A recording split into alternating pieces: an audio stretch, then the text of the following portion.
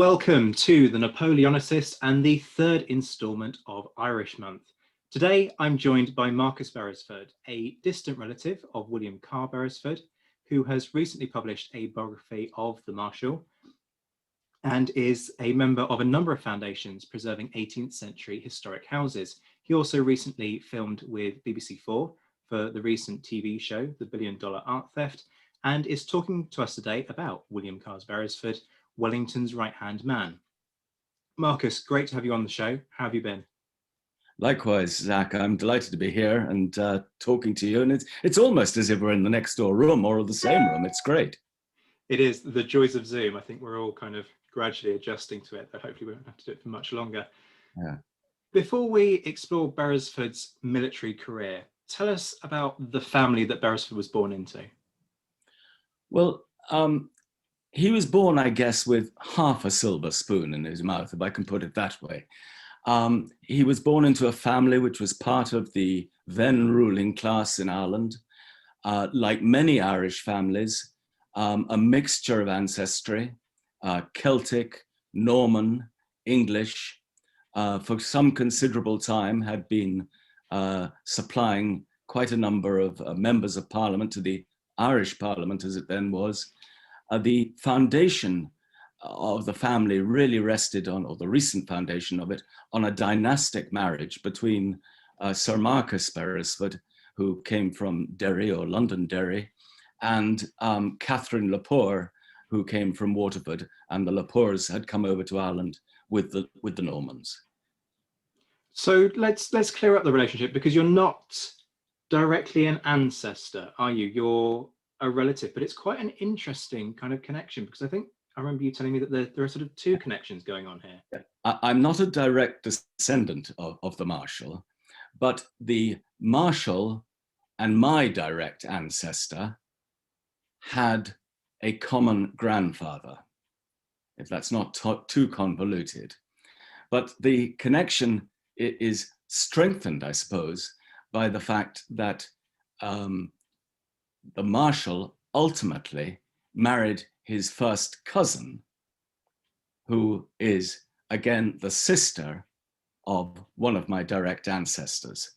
So, in fact, it's quite complex, but that's about it, I think. Yeah, but it's a very interesting story, because the Marshal, as we shall probably go on to discuss, was the natural or illegitimate son of the Earl of Tyrone, ultimately the first Marquis of Waterford.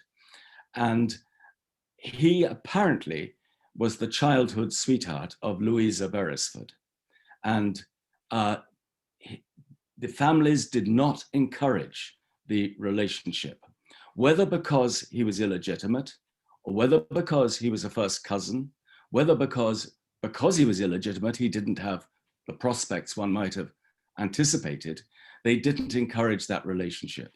And she went off and married Thomas Hope, the well-known English designer, interior decorator, author, and so on and so forth, and had a family with him. And it was only when Thomas Hope died, and both she and Marshal Beresford, as he'd now become, were in middle age, that they got married. And so it's a rather nice story. Of course, at that stage, you know, they didn't give a damn who thought anything, because they were mature, they were both successful and relatively wealthy, and they had a very happy life together, I think. That's lovely. It's nice that, you know, you have this kind of this unpleasantness early on in his life regarding his illegitimacy, but then it all kind of comes good at the end. I like that. Yeah. Well, let's stay with that theme for a moment then. Bearing in mind his illegitimacy, what was his early life like? Is he sort of pushed to the fringe much more than he might have expected, or not? Well, what's really curious about William is that he had an elder brother as well, who was also illegitimate, John Pugh Beresford, who ultimately became an admiral in the Royal Navy. But both of them were acknowledged by the Earl of Tyrone as his sons before he married. And both of them were looked after. But what is really unusual is that there is no certainty as to who their mother is. Normally, one knows who the mother of illegitimate children is, but quite often not the father. But this is a reverse case. Now, because he's got the name Carr, there is a huge, shall we say, family tradition that the mother was a lady called Carr who worked at Curramore, the family home in County Waterford. And indeed, to this day, there are Carr families in the locality. So it's quite possible. And I would sort of support that theory because the name Carr does not occur anywhere in the very extended Beresford family, except for William, save that about 80 years later, someone calls his godchild Carr Beresford, and it's clearly because they want to sort of curry favor with the Marshal sort of thing, you know? So I think there's a strong but no conclusive proof that a local lady was the mother. But be that as it may, his father acknowledged him. He spent relatively few years at Curramore because aged 8, he sent along with John, his elder brother, the two of them are sent first to Catterick in Yorkshire to school, and then to a school in York itself. And why that was chosen, I don't know. I don't think there was any desire to send them away, to keep them out of sight. They seem to have been very happy there. In York, they were looked after by two sisters with whom they remained in contact in later life. And it seems to have been a relatively happy period of their lives. So the fact that they both end up having military careers, but William obviously going into the army, as you said, his elder brother into the Navy, does that give them, and I'm thinking about what Rory Muir's written recently about kind of gentlemen's sons, second sons, does that kind of give the sense that the illegitimate children of wealthier men were more likely to be treated like second sons, in your opinion, or is this quite unusual in terms of how they're treated? I don't think it's that unusual. I think that, first of all, of course, they didn't have expectation of inheriting land and wealth, but they did both get a leg up from their father. There's no doubt about that in terms of purchase of commissions during their life. I think there's one other thing that I would just explain to you, because I think it explains a lot about the whole Anglo-Irish dynamic at the time. And that is that 2 years after William was born, his father married Elizabeth Monk. And Elizabeth Monk's own mother, the Monks lived here in Ireland, but Elizabeth Monk's own mother was a sister of the Duke of Portland. And there was a political connection straight into the center, if you like, of English politics. So I think that's quite important in terms of generally, and I'd be quite frank about it, advancement of families, you know? Absolutely. I mean, it's incredible how closely knit all of these connections are. Everybody has a relative who's somebody. It's exactly, absolutely incredible how these names keep popping up. Because initially when you said Monk, I was half wondering if there was a connection with General Monk, famously involved in the Restoration in the 1660s. But of course, Monk was posted up in Scotland. But anyway, it's just incredible how there are so many names that keep popping up in this period. Yeah. So obviously, we'll discuss the more famous elements of Beresford's life in a moment, but let's discuss his career pre-Peninsula War. Why did William go into the army, first of all?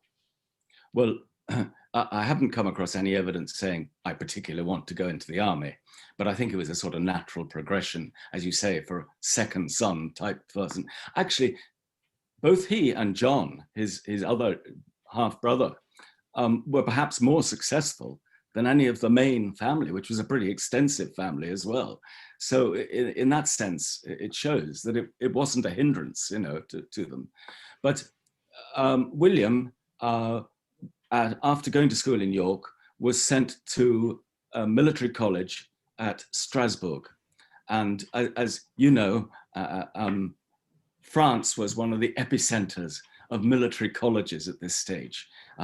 England was rather behindhand. I mean, there was the Royal Military Academy for Engineers, and of course the RMC came along in the 1790s. But just like Wellington was sent to Angers, Beresford was sent to Strasbourg. And I haven't been able to find out which military college he attended in Strasbourg, but I did discover there were quite a few of them. And so that's a sort of thing still to be done if I can ever do it. I think departmental archives in France will have to be tackled on that point at some stage. He only spent a year there and then came back and began life as an ensign in the 6th Regiment, which is the Warwick Regiment.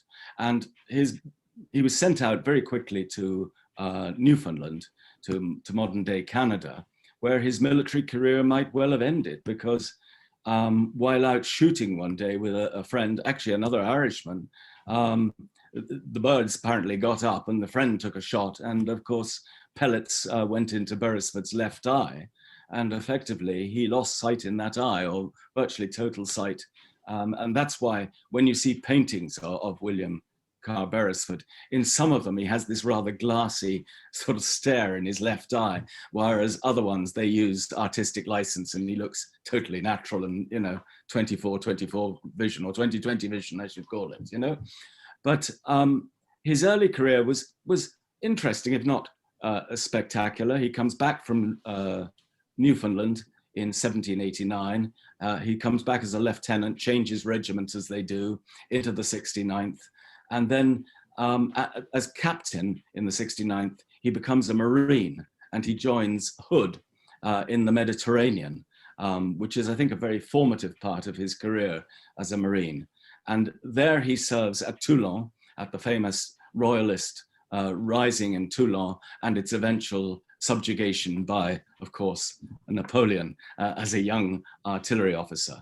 But Beresford's involved in the burning of the French fleet as they retire. And of course, then under Hood, they go off and they, at the request of the Corsican nationalists under Paoli, they go and they capture Portugal. They capture Corsica eventually in 1794. And there's a very interesting little story, because one of the assaults that Beresford is involved in is at Mortella on the northern coast. And this is this huge round tower. And they discover that when they're trying to shell it from the sea, the cannonballs just keep glancing off this tower. They're out the shape of it. And it takes a lot to subdue the tower. And the commanders, both the naval and military commanders, are so impressed that they send the plans back to England, and these become the so-called Martello towers that are then dotted around England and Ireland throughout the Revolutionary Napoleonic Wars. Anyhow, for his efforts there, he obtains his Majorities Act. And that is a stepping stone. He doesn't stay long in Corsica, but he's back in England in 1795, the summer of 1795. And here, of course, family patronage and the influence of his father comes into play again, because one of the many Irish regiments raised in these wars was the Waterford Regiment, of course, where he comes from. And the Waterford Regiment is essentially raised by his father and sent over to England. It's based in Hampshire. Beresford comes back and hey presto, Lieutenant Colonel Beresford. But it wasn't to last for long, because the 88th Regiment, the Connaught Rangers of fame, had been in Walcheren, that graveyard of British armies, in 1794. And it had come back with something like 230 effectives. It had lost to disease, not to fighting with the French, huge numbers. And the decision was taken to reverse the Waterford Regiment into the Connaught Rangers. Effectively, the Connaught Rangers took on all its men as a draft, if you like. And Beresford was lucky enough then to become Lieutenant Colonel of the 88th, the Connaught Rangers, one of the great fighting regiments, if I can say it, of the British Army throughout this period. And he remains Lieutenant Colonel of that regiment until 1809, when he becomes Colonel of the regiment, which he then holds for quite a number of years. So it's a seminal step for him. So he's Lieutenant Colonel and then Colonel of the 88th. Yeah. I'm just thinking there's a prominent individual by the name of Sir Thomas Pigton who has a pretty dim view of the 88th. Yeah. People will probably talk about this further in a bit, but Pigton, a senior divisional commander under Wellington during the Peninsula War, for folks who aren't familiar, turns around to the Connaught Rangers and says, "You're not the Connaught Rangers, you're the Connaught footpads." Has a number of very scathing comments to make. So with that in mind, what's the relationship like between Beresford and Pigton? As far as I know, that relationship is very good. No, I don't think there's any problem with that relationship. Of course, yes, what happened was that Pigton, as we know, arrived in Portugal and inspected the Connaught Rangers just as two, I think, young men, other ranks, were had been apprehended for stealing a goat. And this has led to the remark that you're the Connaught footpads. But, you know, after Busaco, he came to inspect them again, and they very cheekily said, "Are we the Connaught footpads now?" You know, and he had to eat a bit of humble pie, you know. I do like that moment, because in fairness to Pigton, for all of his many faults, which have recently been raised quite prominently in the news, he was the sort of person who would give credit where credit was due, and he was prepared to take that step down and go, actually, no, you know what? And I think a similar thing happened at Badajoz, didn't it? Yes. Or was it Ciudad Rodrigo? I forget which, where they ask a similar question and he cheers them. Yeah. Something like "the town is ours, hurrah." So he is willing to give credit where it is due. Well, no, I just take you up on Ciudad Rodrigo. Again, it's tangential to our main discussion. But at Ciudad Rodrigo, another relative of mine, John Thaddeus Beresford, was part of the Forlorn Hope. And he was blown up at the same time. He was with General Mackinnon, and they were blown up together on the ramparts. And Mackinnon died. And John Beresford, John Thaddeus, to distinguish him from other John Beresfords, John Thaddeus lingered for 10 days in the Marshal's house in Villa Formosa, where he was taken. And they didn't think he was in any danger. He had terrible burns on his face, apparently. But they didn't actually think he was in danger, but he expired after 10 days. And he is buried in the ramparts of the castle at Almeida in Portugal. And there is a gravestone there, a tombstone to him, both in English and Portuguese. And it's just worth something if you're visiting the area, because there are so few memorials to the many of the British Army who fought in Portugal. And this is a young lieutenant. He joined the Connaught Rangers, the 88th, age 16, and he died age 20 following the siege of Ciudad Rodrigo. But you'd probably like to get back to William. Well, I mean, yes, in a way, but that's also incredibly interesting. Firstly, that there seem to be so many connections between your family and significant events and individuals throughout this period. But also, as you say, it is incredibly rare to find gravestones effectively to that. I know you're involved in the British cemetery at Elvash, where three, in fact, it's the largest known collection, if I remember rightly, of British dead from the Peninsula War, where there are three who are buried together in Elvash, the fortress there. But yeah, I'd never heard of this one at Almeida. Well, I think William, or the Marshal as he'd become by that stage, he had a bit of a penchant, I think, for creating cemeteries. Because when he was commander in Madeira, which we may get to in 1807, he established the British cemetery there in Funchal. And then, as you say, Elvas came along as well in 1811. And I guess it was his influence that allowed, because we know that Protestants couldn't be buried in Catholic cemeteries at the time, it was his influence that enabled the building of the cemetery at Elvas, which again was in the fort, in the battlements. I'm sure you've seen it, but and B, then putting John Thaddeus again into the fort at Almeida, you know. Yeah, incredible. Just the connections are sort of blowing my mind ever so slightly. Let's take it back to William Beresford though, because I interrupted you kind of midway through the story.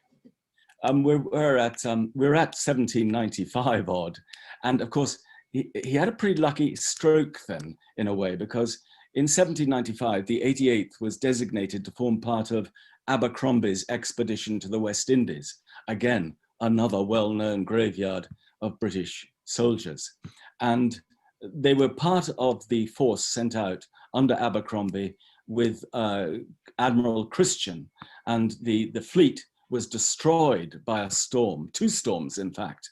And the 88th, which was quartered on a number of different vessels, as was the wont at the time, was literally dispersed to all corners of the world.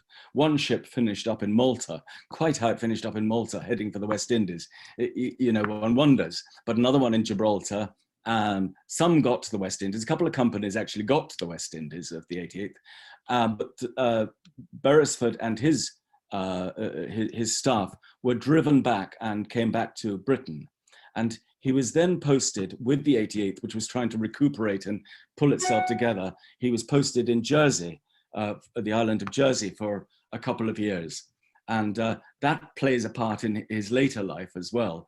But he's posted in Jersey, and the regiment essentially is reforming between 1796, shall we say, and up to 1799.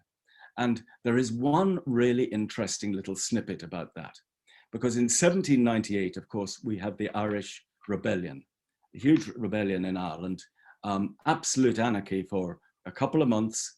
Eventually, the rebels are defeated. And the decision is they're held in prisons here, in transport hulks. They're ready to be sent to Australia. But the British government doesn't have enough transports to send them to Australia at the time. The demand for shipping was so huge. And these men, a number of them, are offered an alternative. And the alternative is, would you like to join the British Army? Now, these are men who'd been fighting against the British Army ferociously for the best part of a year. Over 100 of them are now drafted into the Connaught Rangers. They join the Connaught Rangers in Jersey.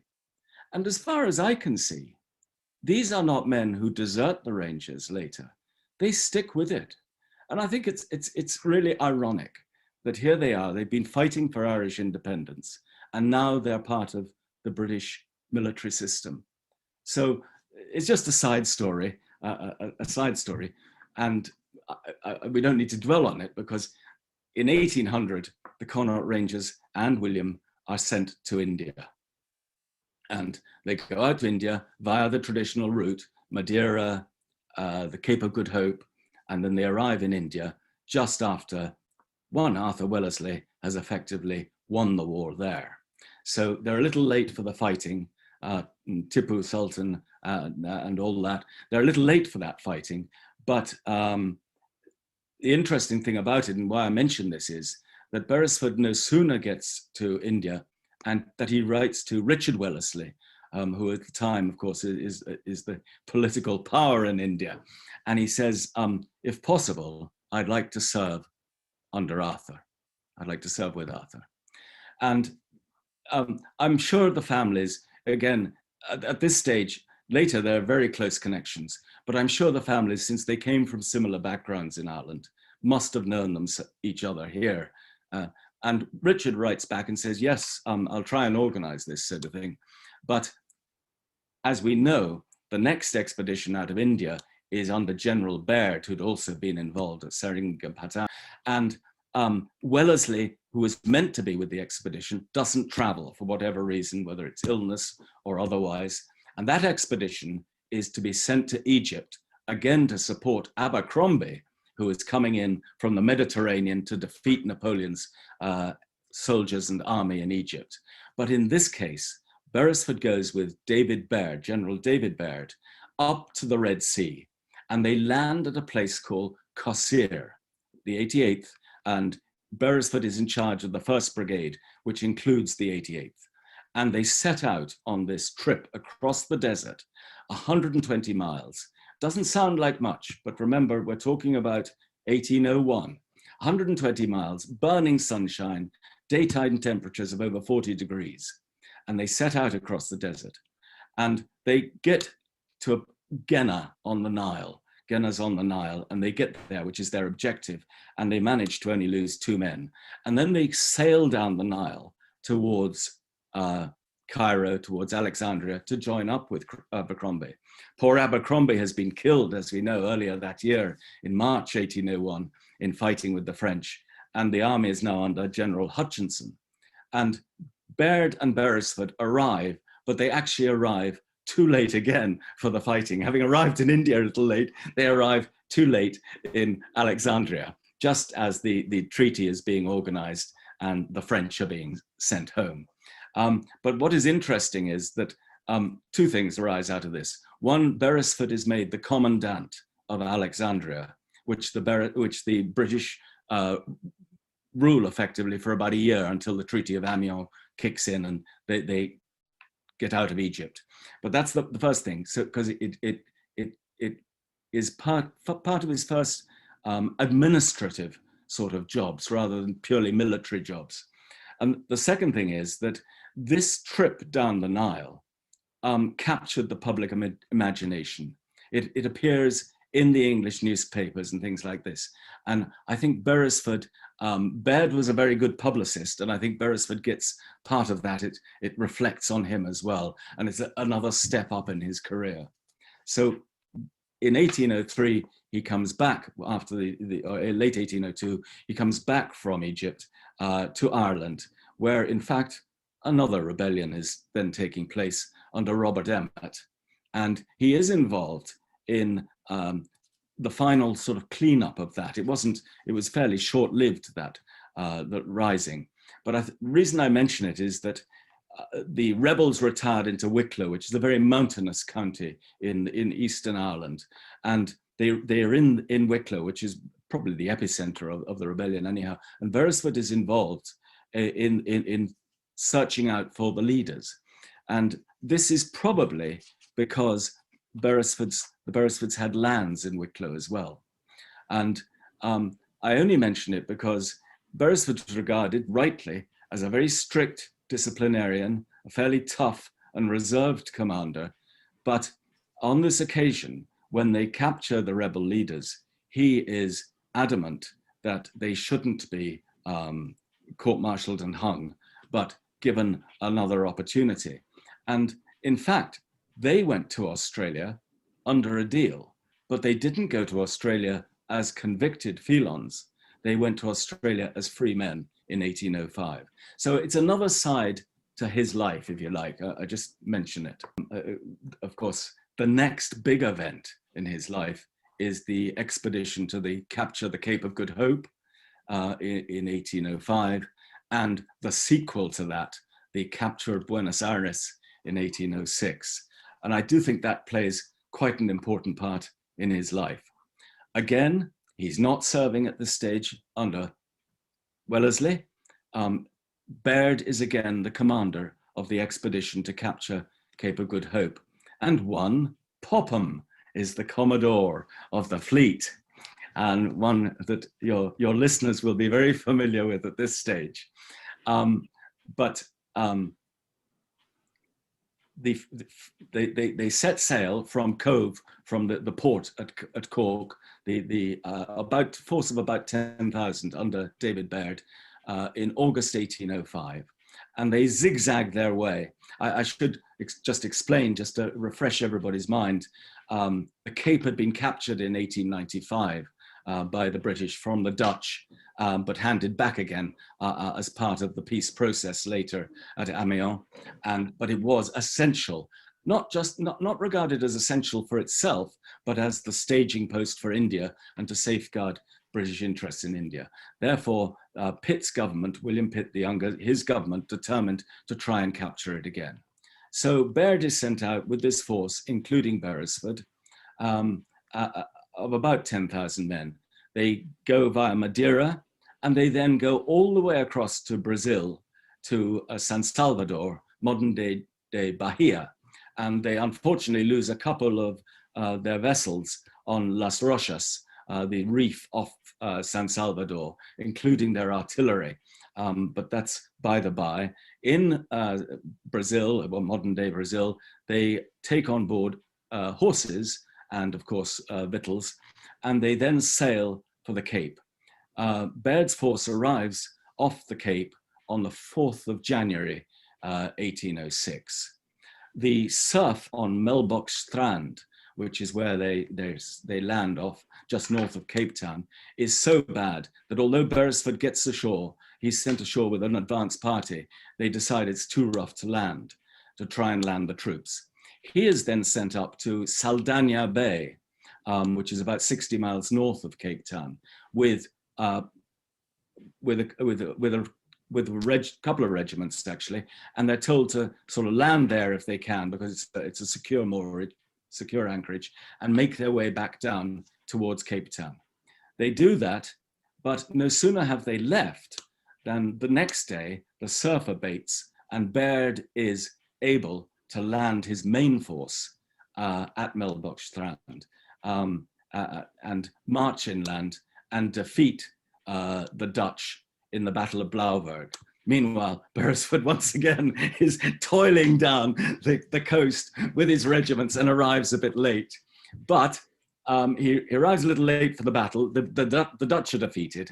He arrives a little late, and but the Dutch general, Janssens, retires into what's known as the Great Karoo, the sort of the back area of Cape Town with his forces, and Beresford is sent after him. And interesting enough, negotiates with Janssens his surrender, Janssen's surrender, and Baird is very complimentary about how he does that and writes back to England. So it's another feather in his cap, if you like. But I suppose more importantly, what happens then? Well, Popham, who has been trying to get everybody interested in South America for years, Popham persuades Baird. They hear stories while they're in Cape Town of the annual convoy of what is called Peruvian silver. Now, it actually comes from what is modern-day Bolivia, but that was part of the viceroyalty of Peru at the time. They hear that the annual convoy of Peruvian silver is due to come down to Buenos Aires for transshipment to Spain. I mean, Spain, as we all know, just depended on what it got from the New World by this stage. And Popham persuades Baird. I mean, it's completely unauthorized, this. It's contrary to their instructions. Actually, Baird is meant to send half his force on to India, but Popham persuades Baird that he should send a force to Buenos Aires to see if they can capture it. And it's almost piracy, this. I mean, but it's, you know, it's taking advantage of an opportunity. And Baird selects Beresford to command the military force. And what is really interesting, he gives him a regiment with which Beresford and other Irishman, Dennis Pack, who we can probably come back to, is much associated, the 71st Highland Infantry. Pack is Lieutenant Colonel of that regiment and is there in Cape Town. And Beresford is given, I think it's 800 odd men, the 71st, plus a few cavalry and a little bit of artillery, and sails with Popham. They go via St. Helena, where they pick up 200 men more from the St. Helena garrison, and ultimately they get into the Rio de la Plata, where Beresford and Popham have a bit of a bust-up, because Beresford wants to capture Montevideo on the basis that this is the stronghold of the Spaniards in the area. It is a heavily fortified city, and while they have the advantage of surprise, he wants to go for Montevideo. Popham is having none of it because he says, we need the food. Buenos Aires has the food. Actually, I think it was because Buenos Aires has the money, the silver. That's why Popham was so keen to go to Buenos Aires. And what's interesting is that Beresford has to agree with this as part of, you know, Popham is the overall commander of the expedition. Although Beresford reveals that he's now appointed a major general. He was only a brigadier general. By virtue of Baird has appointed him a major general for the purpose of the expedition, which upsets Popham somewhat because it later comes between them in terms of the claiming of prizes and the percentage in prizes. Popham and Beresford and Baird had a long-standing row, Zach, which went to the court and went to the Privy Council as well later. So, it's very interesting. Anyhow, I can see you're laughing at this. This is just Popham's worst nightmare, isn't it? Somebody else can claim half of the money. This isn't good enough. It should all be about Popham and nobody else. Well, Popham had hoisted his flag as a commodore, which he wasn't entitled to do in the terms of this expedition. And that also gives, that gives him a greater share. But that's all part of the legal battles that follow. But in any event, the decision is made, capture Buenos Aires. They land at Quilmes, which is downriver from Buenos Aires, about 12 kilometers away, and they march through a bog.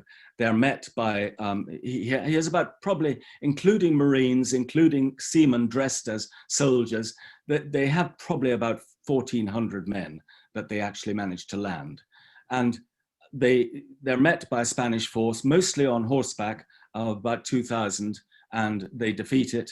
What he does, Beresford sends Pack's regiment in just by itself. He keeps the St. Helena regiment, or a bit of the St. Helena regiment he has as his only reserve, but Pack makes short work of the Spanish. And the governor of Buenos Aires, Sobramonte is his name, flees the city, leaves his deputy Quintana to negotiate with Beresford, and the Buenos Aires surrenders the next day, effectively. But Sobramonte takes with him the Peruvian silver and goes to a city or town called Lujan, about 60 miles into the interior. So the strategy is, when they take Buenos Aires, they actually, instead of marching in double file, first of all, they have to march in single file, and then they space out the men so much to try and convince the Spanish that they've actually got more men than they have. I mean, Buenos Aires is already a city of 40 or 50,000 people. And here they are, 1,400 marching in to take it. So they do take it anyhow. And Beresford sets up, he's got authority from Baird, he declares he's lieutenant governor of the city. He does the usual thing. He says security of religious practice, fine. But he sets up a free trade, which of course, actually, it delights everybody there, or virtually delights everybody there. And for a time, all goes relatively well. I say for a time, he starts to issue edicts, and deals with taxation and all these things. And for a time, things goes well. But the Spanish are gathering, the storm clouds are gathering. The boys are coming around from Montevideo, they're coming from the interior, everything else.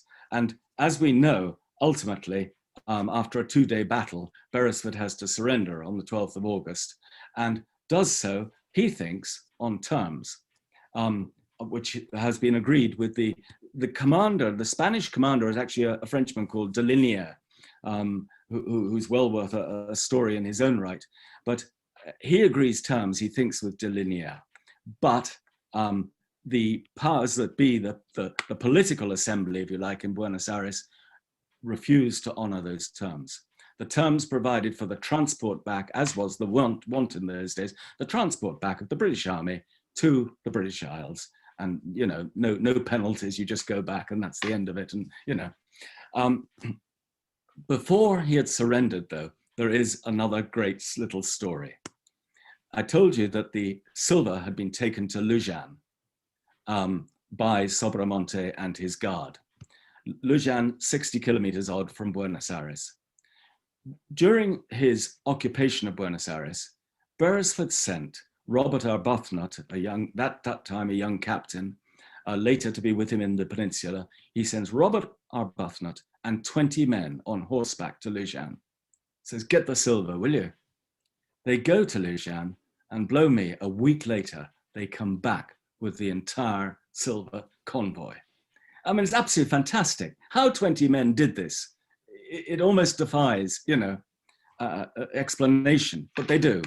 And of course, before the fall of Buenos Aires, before Beresford has to surrender, he manages to send the silver back to England. So is Popham quite accommodating when it comes to that? Oh, chance? is Popham, you better believe it. Yeah. HMS Narcissus, I think it was, goes to Portsmouth. And Popham has clearly arranged the PR of this extraordinarily, because the convoy goes from Portsmouth to London and eventually the Bank of England. And it's all over the papers. And there are people with banners in the streets saying, Popham, Buenos Aires, go gold, silver, blah, blah, blah. And it does a tour of London before it ends up in the bank. So Popham had clearly stage managed this really well, you know. But the great thing about it from Beresford and Popham's point of view was, A, it gets them great publicity, but B, of course, it's part of prize money as well. They get a share of all this, which they, as you know, they fight over. But Beresford, under the terms, the officers were meant to be quartered in Buenos Aires until they was repatriated. But of course, that doesn't happen, because what Beresford did, and Popham, to give him his due, in Beresford's case, actually from St. Helena, he wrote to London. He said, if I manage to capture Buenos Aires, I'm going to need reinforcements. And when they do capture Buenos Aires, both he and Popham write to both London, to the government, but also back to Baird and the Cape and say, send us reinforcements ASAP. The reinforcements from the Cape get there rather quicker than the reinforcements from London for obvious reasons. And by October, Popham, who's sitting in his ships out in the Rio de la Plata, not having helped Beresford evacuate, by the way, which was what Beresford wanted to do rather than surrender. Popham's sitting out in his fleet in the Rio, and a force arrives from Cape Good Hope, about 2,000 or 3,000 men. Later in the year, another force comes out from England, another 8,000, and that includes Auchmuty, Whitelock of fame, and Crawford, young Robert Crawford. And they come out later in the year. But meanwhile, because of the threat by the British, the Spanish decide to remove Beresford and the officers into the interior. And where do they send Beresford and Pack, and indeed Robert Arbuthnot, but Lujan, where they are quartered in the same house where the silver had been held. It was the castle, not the castle, it was a sort of strong house in the middle of Lujan. And there they're quartered, and they're treated pretty well. And the interesting thing is they have a correspondence with quite a lot of the porteños, which is what, you know, the Buenos Aires people are known as. And there is this link being established between Beresford and various porteños who are already thinking, we need a bit of independence from Spain. This is where we're going, boys. We're looking for independence. And there's a correspondence going on. And the porteños obviously feel that Beresford is worth cultivating. And in February 1807, we got up to 1807. In February 1807, when Auchmuty and his further force are arriving at Montevideo, and they capture Montevideo, they capture Maldonado, another port on the north side of the Rio de la Plata, the Spanish, as they are at that stage, decide we must send the British officers further into the interior. And they determined to send Beresford and some others to Catamarca, which is right up in the mountains, in the Andes, or the foothills of the Andes. It's a long, long way. And they determined to send them there. But a plot is arranged in Buenos Aires. And a couple of porteños ride out, and they come to Lujan to find that Beresford and Pack and the other officers have already left for Catamarca. And they follow them, and they catch up with them at a place, I think, near Arrecifes. And they catch up with them. And De La Peña, who's the fellow leading the rescue, if I can call it that at this stage, he convinces the commander of the force taking the British to Catamarca that Beresford should be sent back to Buenos Aires instead, specifically on Linea's instructions. Now, they weren't Linea's instructions, but that's what he says, and he convinces him. And Beresford, because there'd been a bit of a problem, and indeed one of the officers had been killed by a local. He is a bit hesitant, and he says, no, I won't go back to Buenos Aires unless unless Colonel Pack comes with me. So Peña says, right. He says, I'll take Pack and Beresford. And he takes them back to Buenos Aires, and they hide them in Buenos Aires. And 3 nights later, they put them in a literal fishing boat, and they row them out into the middle of the Rio de la Plata, which is pretty big estuary at this point. And they meet up with a British naval vessel called HMS Sherwell, and they transfer them to that, and he goes back and joins the British forces, which are in Montevideo, modern-day Uruguay. So Beresford has escaped, and of course, a big question arose was, had he broken his parole? Because they were under parole in Luján, and they have to go through a court-martial process, him and Pack, and the decision is, of course, they haven't broken their parole because the Spanish did not honor the terms of the original surrender, which was for their repatriation. So Beresford is free to serve again, as is Pack. And Auchmuty asks Beresford, will you resume your command and lead the next attack on Buenos Aires? To which Beresford replies in the negative, says, no, I must go to England. I've got stuff I must bring to the government's attention. I'm going to go back to England. And there's a correspondence going on all the time now between Beresford and people in Buenos Aires. And I think he was being really careful, because Beresford was never a politician, but I think he was just careful enough. He was wise enough. You know, do you encourage other people's colonies to rise? Because what's sauce for goose is sauce for the gander, you know? And I think he's being very careful. But he goes back to England. Pack, ironically, remains with Auchmuty and forms part of Whitelock's second disastrous invasion, when 8,000 troops invaded Buenos Aires in the summer of 1807, and after horrendous losses had to pack up and go home. And Pack, ironically, having been made prisoner in 1806, is effectively a prisoner again in 1807. Poor fellow, twice in a year with the same enemy, you know, but that's another story. Beresford's gone back to England, and that's a sort of a natural break, I suppose, in his career. And we can get on to the Peninsula fairly soon. You'll be glad to hear. But before we do, how does Beresford feel? I mean, I'm glad that you brought up the parole thing, because that was going to be one of my questions as you were talking about it. But how does he feel kind of being a pawn in other people's games to an extent? Because it rather feels from what you've said that he's quite kind of clueless about what's happening. He's certainly powerless in terms of having any control over the situation. So if they bundle him in a boat and that boat rows out to a Royal Naval vessel, there's not a lot he can do about it. What's he going to do? Sort of say, no, actually, I think I'll just stay a prisoner. How does he feel about kind of being moved around like this? Well, he's obviously, I think he regards it as sort of almost a boy's own expedition. I mean, there's no sign that he's very keen to do this, you know. I don't think, I mean, both Beresford and Pack remain in contact with people in Buenos Aires long after this expedition.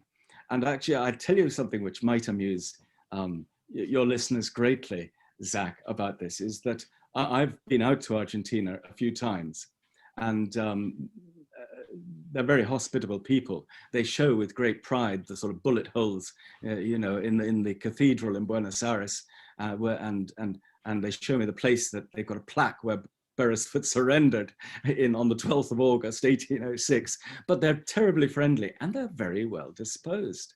And I arrived at Buenos Aires airport about 10 or 15 years ago now, and had produced my passport to the customs officer, and he looks at my passport and he looks at me, and he looks at his passport again, and he looks at me. He says, not another Beresford, he says. But having said that, you know, they are well disposed, because they recognize that Beresford showed them what a small force could do in terms of defeating a colonial power. And their own War of Independence began 4 years later in 1810. And by 1816, Argentina was independent. So they don't have any hostility, and I've never experienced any hostility in Argentina. I mean, you mentioned that the next phase essentially is the Peninsula War. Let's start sort of talking about that. Let's stay with the sort of the independence theme for a moment. Beresford has these contacts out in South America, kind of interested in the cause of independence from Spain, and yet obviously from 1808, Spain becomes Britain's ally. So does that kind of create a conflict for him in terms of he's, as part of his job, commanding out in the Iberian Peninsula, he's there to support Spanish independence from French control, but at the same time he's got contacts back in the New World who want independence from the very nation that he's trying to secure independence for. It's quite a complex picture. How does he feel about that? Yeah, I think two aspects. First of all, Beresford and Pack, and indeed the 71st Regiment, which the injured had been looked after by the Bethlehemite monks in Buenos Aires and very well treated. They maintain this contact, this flow with the monastery, and they send them out gifts. I mean, some of the gifts, one of them is a wonderful grandfather clock, which I'm told is still there. I haven't seen it. Another is, of all things, a tea service is sent out to them, you know. You wonder about this, you know, but these are the sort of gifts that take place, you know, and there is a correspondence. But I think that they recognize, and Beresford certainly recognizes that, you know, almost a la Popham, what we have to try and do now is encourage trade with South America and let that develop and let British influence get into South America by virtue of trade. The military adventures are over, at least for the moment. Of course, we all know that after the Peninsula War, a substantial number of British soldiers went out and fought in the various wars of independence in South America for various leaders. But it's really we see the development of trade, I think, you know. So you've mentioned that a lot of Beresford's early career ends up being sort of him turning up a little bit late for battles, for campaigns and so on. But one campaign where he quite clearly isn't late by any means is the Peninsula War, not least because he ends up being appointed commander-in-chief of the Portuguese army during the Peninsula War. Explain to listeners why that decision was taken in the first place. Why a British CNC as opposed to a Portuguese? Well, just to take one quick step back, in 1807, when Beresford got back to England, he was then sent with a force in the late autumn, early winter of 1807. He was sent out to take Madeira. Madeira, again, a wonderful, important staging point for British fleets and everybody's fleets.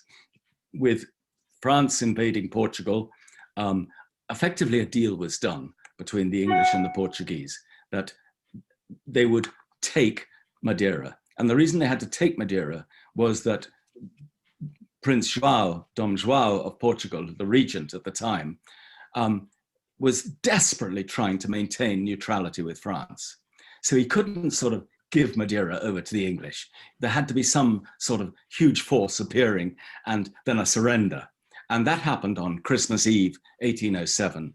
And Beresford was made governor of Madeira. And he had with him, interestingly enough, the 3rd Regiment, the Buffs, who later appear, of course, in the peninsula to such effect. That was one of the regiments he had. Now, he doesn't spend long in Madeira, and I don't think we need spend much time of it, because Madeira was handed back to the Portuguese, at least in terms of civil governance, the following year. And the reason it was handed back to the Portuguese was quite simply that Britain was after a trade relationship, giving them entry into Brazil. And the quid pro quo from the Portuguese point of view was give us back Madeira, at least to administer civilly. Now, there was a British garrison which remained in Madeira until the end of the war, until 1814. But the only reason I mentioned Madeira was Beresford only spent 6 months there, but he does a couple of things. One, he learns a bit of Portuguese. Two, contrary to his orders, he doesn't send the Portuguese regiments back to Portugal as he's been ordered, or which are the Portuguese regiments that were in Madeira, or the Azores. Now, he doesn't send them back to Portugal for obvious reason. Junot's there. He doesn't want to have them over there. But he doesn't send them to the Azores either, which he could do. He starts to train them. and he starts to train these militia regiments to defend the island. And I think that's quite important as time goes on. But in any event, he is kicking his heels in Madeira. He is becoming frustrated. He is writing letters to the British government saying, I want action, I want action.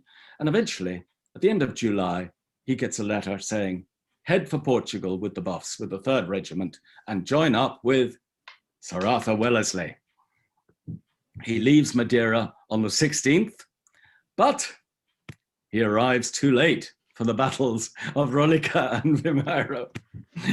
Yeah, I promise you, he only arrives at the end of August. But, and what their first job is, the 3rd Regiment is given the job of occupying the very important forts, which the French have to give up on the estuary, São-Julião and the forts along the estuary. So that's his first job. But then, because of the infamous Convention of Sintra, the Portuguese are up in arms. They're up in arms as what they see as the French looting their country and the British effectively helping them. And there's an explosion of correspondence to Dalrymple and Burrard and protests, both in person, about the Convention of Sintra. And what does Dalrymple do? He appoints commissioners. And he appoints a Colonel Proby as the first commissioner, but very quickly afterwards appoints Beresford, who's now a real Major General, if I can put it that way. He's been raised to Major General in the spring of the year as a commissioner. And they deal with the complaints of the Portuguese, and they recover between them a huge amount of the loot, the ill-gotten gains that the French have. I mean, everything, you know, there was jewelry, there was ecclesiastical gold and silver, there was artifacts from museums, there were horses, believe it or not, there was carriages, there were boxes of indigo, stuff like this. I mean, put it in perspective. There were Danish ships that were had been caught up and were bottled into the Tagus by the British fleet. There were 5 Danish vessels, and Junot asked for these to be made available for him to take his personal possessions back to Rochefort. Just his personal possessions, you know? So you can imagine the scale of what was going on. But anyhow, Beresford and Proby set to, and they do manage to recover quite a lot. And the real problem is that Junot, very clever, you know, I mean, not very, well, I think he's pretty clever. With the church silver and gold, they melt it down and they make it into Napoleon d'Or. So it's then French currency. And he says, but this is French currency, you see. So that they have to concede on. And there's no two ways about it. But he'd also raided the Depositor Publico, the public treasury, and they force him to disgorge all that. They force him to disgorge a lot of the museum stuff. They force him to disgorge things like the horses and stuff, which belong to families and things. So, you know, it's not a totally successful operation, but it wins him a bit of kudos, I think, in Portugal. And he begins to meet the people who matter in Portugal in this process. And he does one other thing. He writes a report off his own bat on how to defend Portugal and how to reform the army. And he sends it to Dalrymple, and he also sends it to the reconstituted Portuguese Regency. Dalrymple sends it on to London. Now, as we know, Dalrymple, Burrard, Wellesley have to go off to answer for their actions at the Convention of Sintra Inquiry in Chelsea and spend the winter there, essentially. Beresford is, again, in command of a brigade under Sir John Moore on the trip into Spain, and then the horrifying retiring to La Coruña, where his battalion doesn't spend much of the day in the fighting of the battle on the 16th, but is then the rear guard as they embark. They do their Dunkirk-esque escape from La Coruña. And in fact, he writes home to, he sends a letter to home to his sister, which he sent by another officer who went on board earlier. And he sends home a letter to one of his sisters, I think it's Anne, saying that, you know, I suspect I may not get out of this. I may be a prisoner, but, you know, I just wanted to let you know I'm fine, sort of thing. And, but eventually they get out last onto the boats, and they're back in Britain by the end of January. As you know, the army was in a tattered state by the time it got back to various ports. And this is extraordinary because he's back in Britain the end of January. And a week later, he's offered the military command of Jamaica. And he says, no, thanks. Quite clearly, he thinks Jamaica is going to be another backwater and he's going to miss the action. He says, no, thanks. And then within another week of that, he gets a letter saying, you will go to Portugal, you will assume command of the Portuguese army, and you will rebuild the army. I'm paraphrasing. And Wow. How is it that a relatively junior major general is popped into this position? Well, initially, there was when the letter was written from Portugal requesting a general, a lieutenant general, please note, on the 24th of December, and was considered by the British government in early January, even before Corona. And initially, the thought was, we'll send Sir John Moore out there. So Sir John Moore was the pick. The Portuguese, I believe, in fact, I know that at least verbally messages were passed that they would quite like Wellesley. Castlereagh, the Duke of York wanted to send another general, Sir John Doyle. So there was quite a field. Obviously, Moore was no longer in the field, but Castlereagh wasn't prepared to let Wellesley go. He was too valuable, quite simply. The British government, I mean, his star was in the ascendant, he was too valuable. There were various other people suggested, but once the news of Sir John Moore's death had come through, Canning switched his support to Beresford and said, but we must send Beresford. And I think that was quite pivotal in deciding who went. Now, one can see conspiracies everywhere, and I don't know this for a fact, but Castlereagh, born in Ireland, Wellesley, born in Ireland, Canning, born in Ireland, Beresford, born in Ireland. You know? Now, I don't know that for sure, but I think, look, I think that really what had happened was he'd shown his administrative abilities, first in Alexandria, then in Buenos Aires, then in Madeira. He'd learnt Portuguese. He'd written a report on rebuilding the Portuguese army. You know, there were all these pluses. So they determined to send him out. Now, there was a problem. He was a relatively junior, as I say, major general. And there was a problem, of course. But the great thing was that there was no problem in terms of sending Wellesley out to command the Allied army because he was junior to Wellesley. But there was a problem with some of the British generals, which we'll see when we get to Portugal. Anyhow, he hustles out to Portugal, arrives in early March, and is made, he's created by the British government a lieutenant general for the purposes of this expedition. And he arrives in Portugal and is told by the Portuguese, you've got to be a marshal. And he doesn't want to be. He says, no, I don't, you know, they say, you've got to be a marshal because otherwise we've got all these lieutenant generals ourselves. You're going to be, you know, you're going to be able to command them. So he's made a marshal. What he does, and I think you need to give Beresford a little more credit from this bluff, sort of tough officer. He looks at the terms of his appointment and says, no, this won't do. He said, if I'm going to command this army, and if I'm going to rebuild this army, then I must have total control, not you, the Regency, over all appointments, all military appointments, and all matters of discipline, including court-martials, everything like that. And they have to agree that. And he doesn't accept the appointment until that is agreed. And I think that's really important in light of what happens later and the difficulties he has later. So by I think it's about the 15th of March, mid-March, he is now Marshal of the Portuguese army, and he sets about trying to rebuild it with 24 British officers, which is the initial allocation that was sent out for him.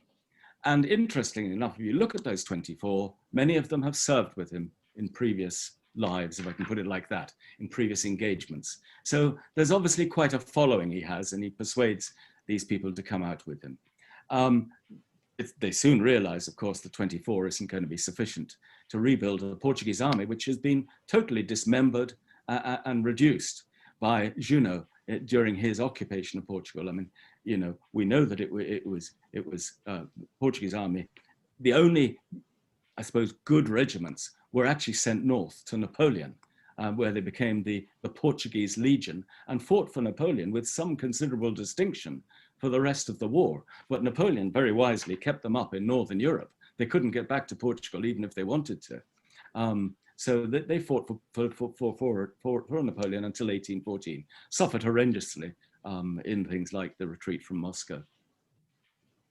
Anyhow, So with this situation that you've got, and as you say, Beresford being quite canny in terms of working out what's going to be acceptable and what isn't going to be acceptable in terms of his degree of control, and there being all of these other lieutenant generals of the Portuguese service already, is there kind of resistance from some of the officers at different stages that you've got this foreigner who's been parachuted in? I'm thinking kind of Wellington famously kind of experiencing huge problems with jealousy from Spanish officers when he's made C&C of the Spanish army. Is there an equivalent for Beresford, or is there an acceptance that this is what we need to do to resist the French? No, I think there's an acceptance, and I think this is born out of the fact that there was a tradition in Portugal of having foreign commanders in the army. As far back as the War of the Spanish Succession, Ruvigny, the Earl of Galway, who had been involved in the Williamite conquest of Ireland and hence got the title of Earl of Galway, he commanded the Portuguese army in the War of Spanish Succession. In the 7 Years' War, again, von Lipp, a German, had commanded the Portuguese army. And as recently as 1801, following the Portuguese defeat by Spain in the so-called War of the Oranges, von der Goltz had been appointed, another German had been appointed. I use German in a loose term because there's no German country at this stage. Another German had been appointed. He hadn't lasted very long, but with a view to reforming the Portuguese army. So there was this tradition of foreign employment at the top. And it certainly wasn't a problem. Well, one or two Portuguese officers he did fall out with over his time there, but that's not that surprising, and he weathered it, yeah. So what does he actually change as after he's brought in? Because it's remarkable how much success he achieved in a very short space of time.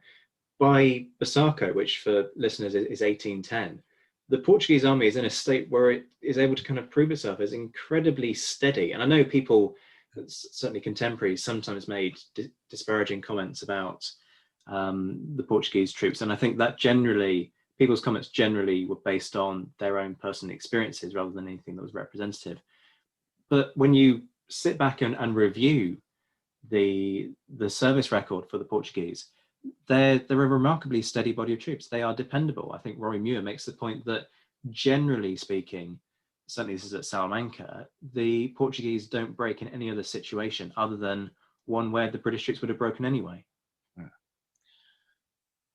I think I would say this is part of a remarkable achievement. Because remember, he goes out in March 1809, and he's no sooner trying to get some troops together and do some basic training than Soult is on his northern border with the second Portuguese invasion and captures Porto on the 29th of March. And northern Portugal is in chaos with, indeed, the militias shooting their own commanders and things. Frere de Andrade was lynched by his own forces for withdrawing in front of Braga towards Porto. So there is absolute chaos in Portugal when he arrives. Now, there is a small British force there in Lisbon itself, under Cradock, under General Cradock, but it's in no way capable of facing an invasion. He has about 8,000 men, plus stragglers, interestingly enough, which again, I think would make a lovely story if one could gather the material together. These people who lost their way or fell out on Sir John Moore's march into Spain and then up to the Asturias and Galicia, a lot of them made their way back to Portugal as individuals and sort of joined up ad hoc battalions again. So Cradock had some of these as well, but in no way did he have a force that could resist a concerted French invasion. Luckily, Soult sat in Porto and didn't do terribly much. He sent forward forces down to the Vuga, to the next river down, if you like, cavalry and stuff. But Beresford starts, and he starts, he no sooner starts than as I say, Soult is on his border, on his case. He starts by trying to ensure that the Portuguese army is trained the same way as the British army. And for this purpose, he introduces the British infantry regulations, the British cavalry regulations, and has them translated into Portuguese. One of his ADCs, William War, is of the famous War Port family. Born in Portugal, brought up in Portugal, but sent to school in England, obviously bilingual. And War spends his time translating these regulations into Portuguese. And Beresford, quite simply, when he gets the chance, and he's not getting much of a chance in early 1809, he trains and trains and trains. These regiments are out every day training and getting used to commands. And what he does is, first of all, he does purge the army. He purges it of what he regards as useless officers, particularly old officers who were still lieutenants age 60 because they'd never done anything, this sort of thing. You know, there was this, you know, so he purges the army and he puts in initially his 24 officers he gets from England, but he then writes back to England. He writes to Wellesley as well, by the way. This is one of the things you'll see. Beresford and Wellesley frequently engage in correspondence together long before the Peninsula War. They're at it, you know, and in fact, Beresford would correspond with Wellesley when the Convention of Sintra, the arguments were going on. He didn't always just correspond with Dalrymple. He'd be sending notes to Wellesley and saying, you know, shouldn't we do this? Shouldn't we do that? You know, it's an interesting dynamic even at that stage. But discipline, training, discipline. He realizes 24 men officers is not going to do it. He gets another 30. And then he writes in the summer of 1809 and says, I would like to have 179 officers. He's quite specific, from England. Now, that causes a hiatus because they don't really want that number going out. But the 179 was built on having 6 officers for every infantry regiment, and I think 4 for every cavalry and a couple for every artillery. You know, that's why the mystical 179 comes together. But over the period of the war, as we know, over 300 British officers served in the Portuguese army.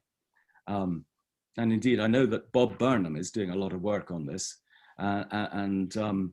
Of course, work is being done here in Ireland by Jim Deary, whom I think you know as well. So Jim is doing a huge amount of work on this as well. So in early 1809, though, Wellesley is appointed and becomes supreme commander, if you like, in Portugal. And Beresford has absolutely no problem with this. There's no friction here at all. But Wellesley arrives in April, and no sooner has arrived than he wants to go up and beat up Soult in Porto. And Beresford supplies him with a couple of Portuguese regiments, the 1st and the 16th, I think it is, or the 10th and 16th, I can't quite remember. But they perform reasonably well in the Porto campaign, where Wellesley sends Beresford up on the interior of Portugal to stop Soult escaping along the valley of the Douro back into Spain. And it's there that the first problem arises, because one of the generals who is meant to go with his brigade with Beresford is Tilson. And Tilson doesn't like it. He feels he shouldn't be serving under Beresford. And now they fight the campaign. As we know, they stop effectively the French going back to Spain that way. And Soult has to abandon all his baggage after the Battle of Porto, all his artillery, and they escape over the mountains. And you know, they're not wiped out in any way, but they're not an effective fighting force anymore. But I mention it because Tilson has this problem, and Beresford obviously corresponds with Wellington about the problem, and they're having none of it. And Wellington just tells him, "You will serve with him or else you go back to England. Actually, he does go back. First of all, he submits. He says, I will serve with Beresford. But then a little later, about a year later, he goes back to England. But I think that's nothing to do with Beresford. I think he obtained an inheritance, and Tilson changes his name to Chown and reappears as Chown in the Peninsula later on in the war. So I don't think that, and Mackenzie was another general who had a bit of a problem serving under Beresford. But by and large, he seems to have got on well enough, you know? And he certainly got on very well with Rowland Hill. Later on, he got on very well with Rowland Hill. And I've seen no problems with Pigton or Paget or any of these, you know, people. So how much free rein does he have given Wellington's nature then, whilst we're on this kind of topic of interpersonal connections? Because he's Field Marshal of the Portuguese Army, but he's junior to Wellington. Wellington has overall command and therefore has authority over Beresford. Do you get the sense that Wellington's kind of breathing down his neck a lot? I know Hill has quite a kind of deferential relationship with Wellington. Is Beresford more his own man because he is Marshal of the Portuguese service, and so it's for him to reform that army as he sees fit? Or is it that Wellington's there going, actually, that's a bad idea, you want to do it this way? I think he has an extremely good relationship with Wellington, but just to step back, one step back, there's a third person in this triangle, and that is Dom Miguel Forjaz, the Portuguese Secretary of War, the Colonies, and the Navy, I think, in the Regency. And Forjaz, unlike some members of the Regency, is at this stage, during the war, extremely supportive of anything that Wellington and Beresford are trying to do. And it is Forjaz who is the linchpin, because he effectively has to oversee the recruitment to the army to ensure that there are enough people coming through to ensure that, which was always a problem in Portugal, that these people are fed, watered, clothed, armed, whatever. Now, we know that, of course, there was a huge British financial subvention to the Portuguese army, but it was never enough. And Portugal was effectively pretty well bankrupt at this stage, and wasn't helped by the fact that its trade, which its income, it had primarily been based on its monopoly of trade from Brazil, which now, of course, the British had direct access to. So it didn't have to go through Portugal. So, you know, but Forjaz is really important to this entire relationship. And he supports both Wellington and Beresford's ambitions and desires in as many ways as possible. Now, I think because they came from a similar background, what you might call an Anglo-Irish background, they get on very, very well. And Beresford is very good at his job at resuscitating the Portuguese army. There are very few instances of disagreement, and Wellington even gave way on some issues when he did have disagreements with Beresford. Wellington didn't want to have to deal with the Regency on a daily basis. And he just said, Beresford, get on with it. I don't want to have to deal with these people. And later there was quite a conflict between Wellington and the Regency in relation to 1810 and the lines of Torres Vedras and the retreat to the lines, you know. But Wellington put it very succinctly. I can't remember who he wrote to in England, but it was probably Castlereagh, but it might have been Liverpool, but it was probably Castlereagh. And he said, Beresford and I are ad idem. It is impossible for two people to understand each other better than we do. I think that's quite a telling comment, you know. He writes that back, you know. So, and again, I mean, I'm getting ahead of myself, but well, maybe not. In 1811, when Wellington sends Beresford off to what they hope is the relief of Badajoz, not knowing that the French have taken Badajoz. This is before Albuera. You know, the French look as if they're going to make a stand at Pombal. And Wellington has no sooner sent Beresford off towards Badajoz than he calls him back. He says, come back. I think the French are going to make a stand here. And he calls him, and I think it's the 4th Division back. Back towards Pombal. Now, eventually, that didn't materialize as a major battle, but it shows something of his regard for Beresford, you know? No matter how important Badajoz was, he wanted to pull him back. Now, as to their differences, Wellington, on his arrival, Well, first of all, there was this reluctance of some British to serve under Beresford.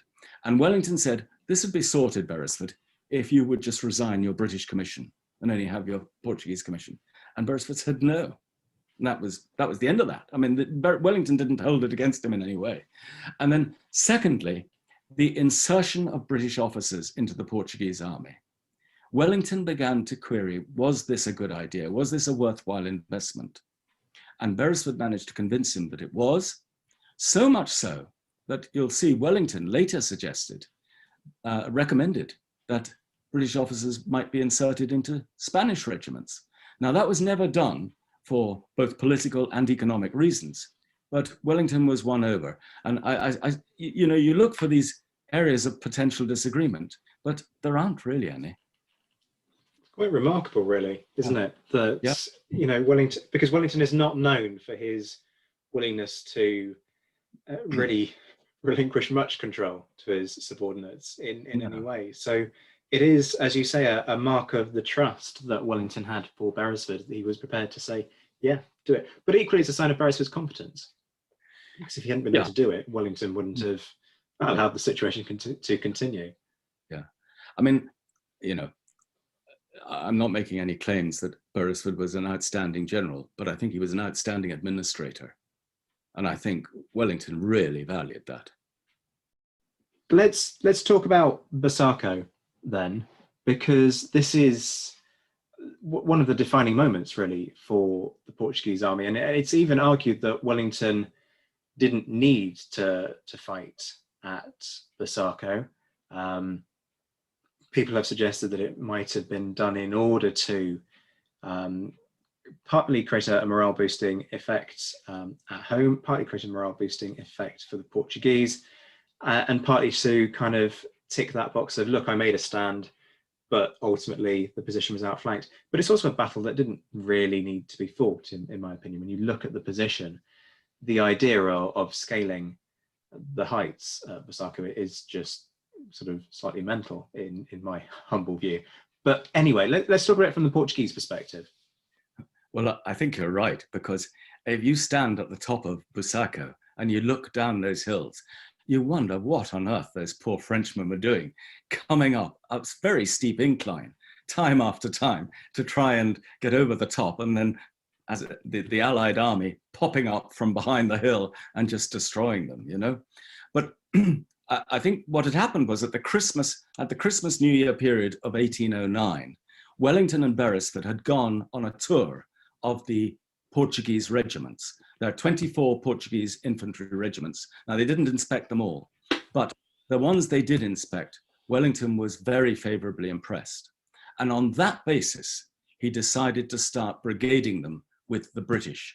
And they didn't let the British down afterwards, after that at all. And every British division, apart from the 1st Division, had Portuguese regiments or brigades attached to it. And in addition, there was a Portuguese division under Sir John Hamilton, and there were Portuguese independent brigades. And one of the commanders who'd arrived out in the autumn to command one of the independent Portuguese brigades was no less a person than Colonel Dennis Pack. And Dennis Pack and his independent Portuguese brigade, which was the 1st and the 16th Portuguese and the 4th Caçadores, were effectively attached to Crawford at the Battle of Busaco, beside the convent, where Ney's columns came up and threw themselves at them, and they resisted so well. And there were other Portuguese regiments which performed heroically as well at Busaco, but afterwards, Wellington was terribly complimentary, both of the Portuguese regiments and of Beresford's restructure and training of those regiments. Let's talk about one of those darker moments of Beresford's career, which, as folks who are familiar with the Peninsula War will know, was Albuera. Firstly, let's give folks a sense of what went wrong at Albuera. Well, I think if we could just back up the truck to Badajoz, because that was what he was sent down, was to relieve Badajoz. First of all, Beresford was only appointed to command the British army on the left bank of the Tagus. at Christmas 1810 because Rowland Hill had to go home. And it was only a temporary command. Rowland Hill was ill. There's no doubt about that. I can't remember what he was ill with, but he had to go home to England to recover. And then in early 1811, when Massena retires from Santarém on 4th, 5th of March and begins the long trek back to the Spanish border, at that time, everybody knows that Badajoz is under siege by the French. And Wellington determines to send the 2nd Division, which was Hill's division, of course, and the 4th Division under Cole, Lowry Cole, together with Hamilton's Portuguese division down towards Badajoz with a view to relieving the siege. But of course, they then get knowledge that Badajoz has surrendered. Beresford arrives down there, and his so-called expedition to relieve Badajoz is now converted into a siege and recovery of Badajoz. They fight, they have an encounter at Campo Mayor, and then they recover Olivenza as well, which isn't a major siege, but they recover Olivenza in April 1811. But Beresford's faced with a real dilemma because he has no siege guns. He has no siege equipment. The British Army hasn't done sieges. How on earth does he go about it? Now, the only good thing is he has Dixon with him for his artillery with him. So that's a plus. But they end up having to get guns from Elvas, from the fort at Elvas. Some of them are 200 years old. And by the time they get them in place and they start firing, they just start falling apart. Now, that isn't the only problem, because of course, Beresford is to be joined by Spanish forces under I think it was Ballesteros and Blake and Castañas. And Castañas is actually with Beresford fairly early on, but goes, as they say, as somebody else said in one of the letters home, he's gone walkabout al Español. So they didn't quite know where Castañas was, but actually Beresford and Castañas certainly got on very well. That's another good relationship. But Beresford sometimes criticized for the delay in undertaking the siege of Badajoz. But A, he didn't have the equipment, and B, Wellington wrote to him and said, do not undertake the siege of Badajoz until and unless you secure the commitment of the Spanish to support you totally. And that commitment from Blake was only received by Beresford on the 8th of May, the day he started the siege. So there was some comment, and I mean, I think Alexander Gordon, one of Wellington's ADCs, initially was part of that criticism, but he later revised it and said, I realize now what was happening. And, so the delay shouldn't be attributed to Beresford. Wellington, we talk about his micromanaging of situations, and he was micromanaging Badajoz as well. He comes down at the end of April, 20th of April, he comes down and he shows Beresford the ground at Albuera, and he says, this is where you will fight, and this is where you will put your army if you have to fight. But by the way, don't fight unless you're pretty sure you're going to win. Do not fight unless you're sure you're going to win. And also, again, get the Spanish to commit. You must get the Spanish to commit. This was the first time that the Spanish, the Portuguese, and the British armies were to be unified under one command. I remember at Talavera, the Spanish weren't doing what Wellington told them at all. No, and that gave rise to some problems as well. I think that Beresford commenced the siege of Badajoz on the 8th of May, but effectively had to lift it on the 12th of May when news came that Soult was marching up from Sevilla with a considerable force. And Beresford made contact with Blake and Castañas, and they had a powwow, and they agreed at that powwow ultimately to fight at Albuera if that was possible. The basis of the decision to fight Albuera, it made quite good sense. There were a lot of roads crisscrossing there.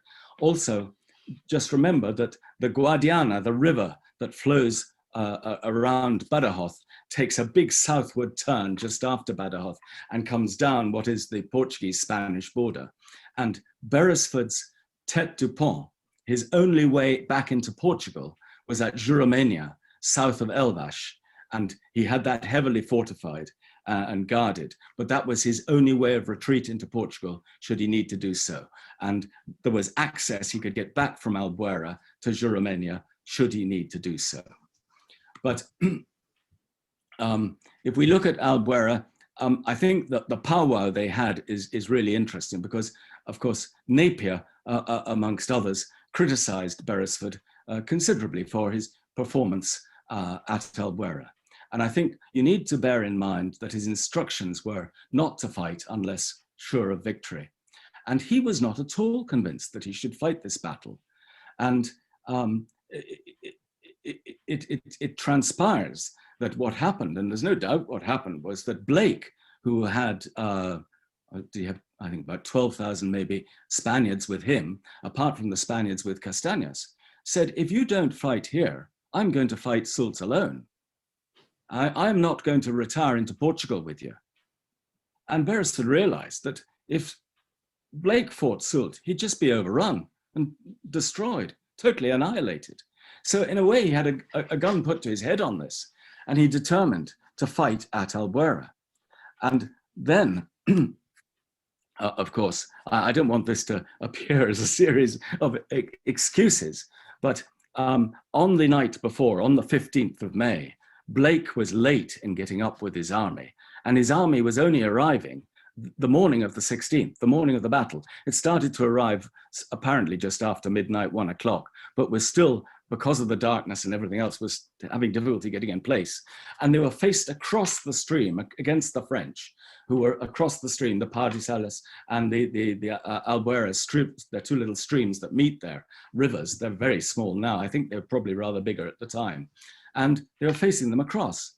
And very early in the battle, it transpired that the French, instead of making a full frontal attack, were trying to do a hook around Beresford's right and come in from the right-hand side.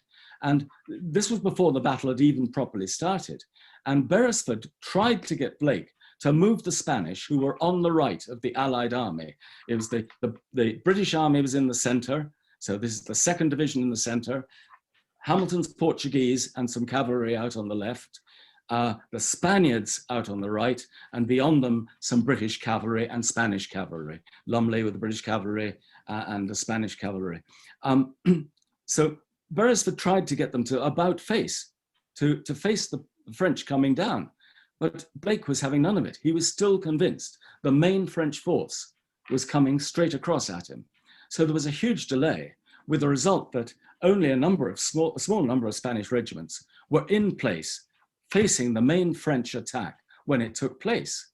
The Spanish regiments under Zayas and the other commanders of brigades there fought heroically for a number of hours until they really suffered there. And I wouldn't like it to be taken that the Spanish didn't stand and fight, because sometimes there's a perception that they fought better behind walls than in open country. And they were heroic on this day. And eventually they have to give way.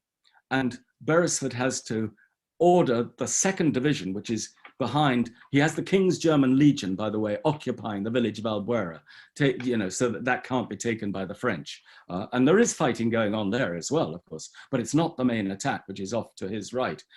He orders Stuart, who commands the 2nd Division, Hill is still away, of course, Stuart, to move the 2nd Division, or some of it, round to support the Spaniards. And Stuart does this, but he doesn't do it in the proper fashion. He doesn't do it in squares. They do it in loose columns.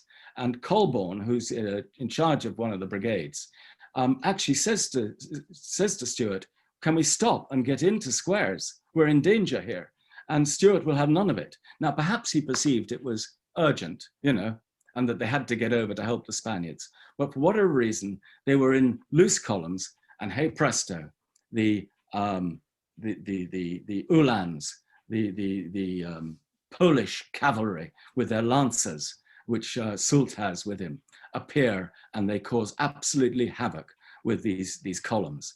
And they get in behind the columns, and they even get in towards Beresford and his staff. And there's a famous painting of Beresford unhorsing one of these Polish lancers at the Battle of Albuera.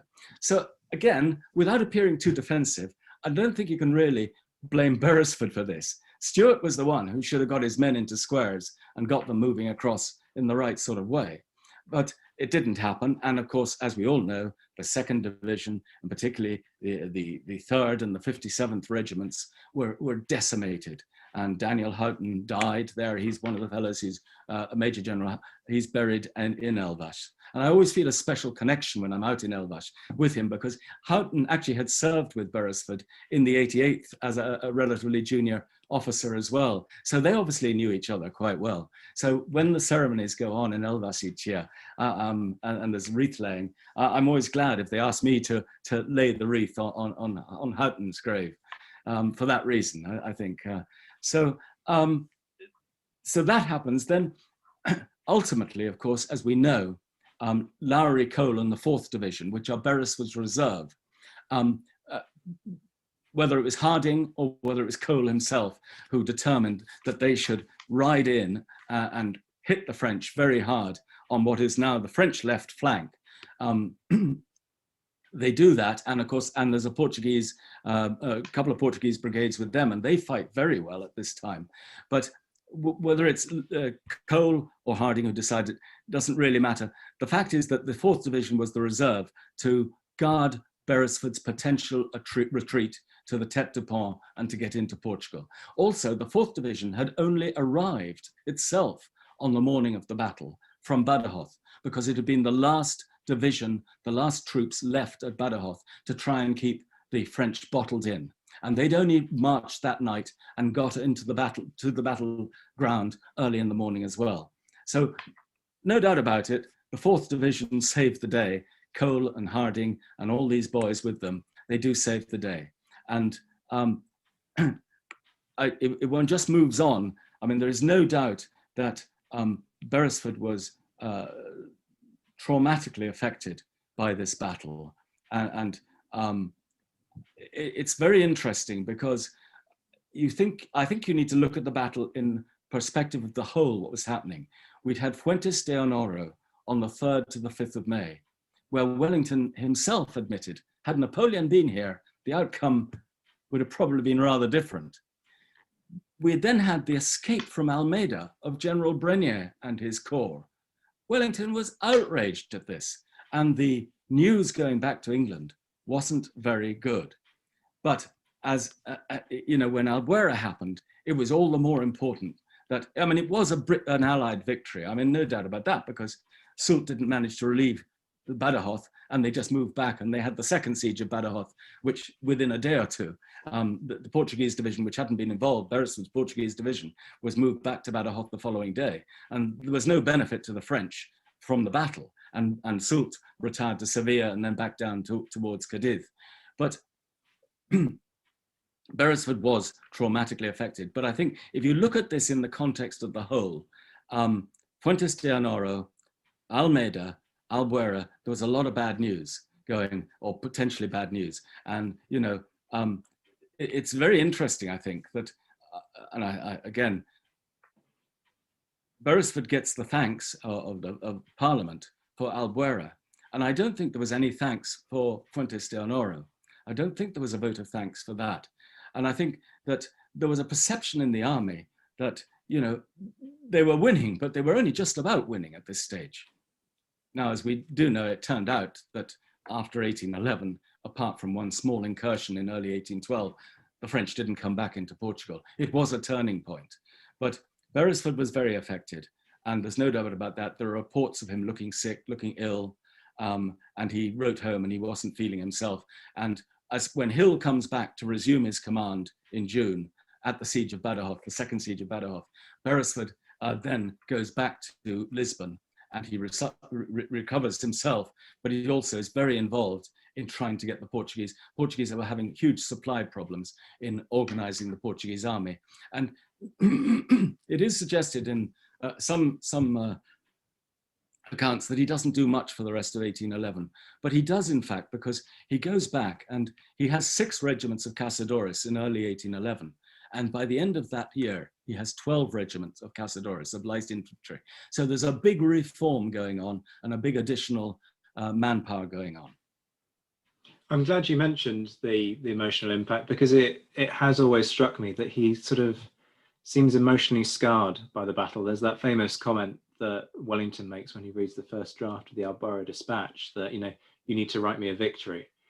Yeah. Sort of go away and do it again. It's almost like sort of handing back somebody's homework or something. Yeah. How long do you think that legacy of Albuera stays with him? Well, it's very interesting. I mean, he doesn't effectively appear on the front line again until the siege of Ciudad Rodrigo. And even there, he's, he only struggles up to make the siege. He's not really involved in it. But I think what's important is that Wellington doesn't lose confidence in him. There are no signs that Wellington loses confidence in him. And Wellington uses him a bit as a hammer, as a sledgehammer, I might say, on occasions. And Wellington uses him at the Battle of Nivelles, the Battle of Orthez, the Battle of Toulouse. He is leading the charge. Beresford is admittedly under Wellington's watching eye. But there's no loss of confidence there. Wellington's clearly prepared to use him. Do others lose confidence in him? Because there is always that big question. Wellington never appoints a second in command. At one point, people talk about Beresford. At other points, they talk about Graham. Do others kind of look at Albuera and go, Oh, I'm sure they do. I'm sure they do. And Wellington, Wellington is very public about it. He says, if I'm incapacitated for any reason, then Beresford's the man to take over here.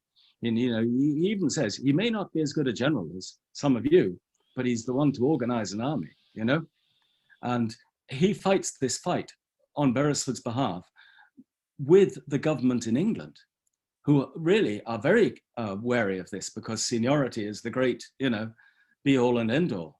And he eventually gets their agreement that Beresford will be appointed to command the army in the event of Wellington's incapacity on a temporary basis. Now, God knows what would have happened had Wellington been incapacitated, but he does secure that agreement from the government at home.